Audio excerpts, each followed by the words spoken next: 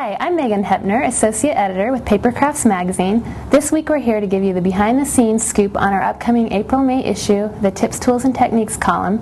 It's all about die cutting, and we have the greatest and latest in tools, tricks, and ideas. As part of this, I've asked one of our Paper Crafts pros, Susan Neal, to share her expertise on the topic. Thanks, Megan. This is one of the cards that we are featuring in that issue, and it is a fun, cute, and easy birthday card using the Sizzix die cutting machine.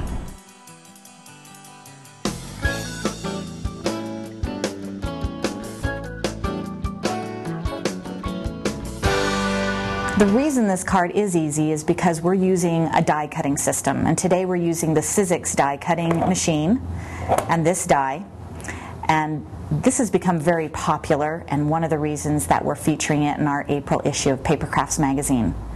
But before we get started with this, I want to talk about the foundation of our card.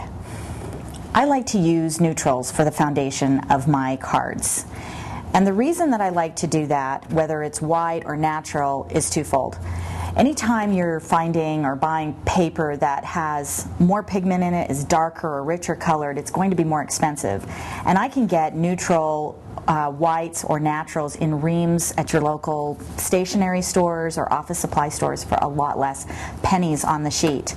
And the other reason is I like to write in my cards. Personally, I like to write instead of having a separate sheet of paper, which I know some people do, but I think it's a little more personal if I'm actually writing in the card. And I think this applies to a lot of people. Birthday cards, birthday presents are very last minute, rush around the house, and often I'm relegated to the junk drawer in the kitchen, and whatever is in there I get to use on my card. And even though I'd love to have those fun little white opaque markers that you could write on dark paper, I usually buy those, my kids use them, and then lose them. And so I'm often left with a pencil or a blue pen, and I've actually used a crayon once in a card.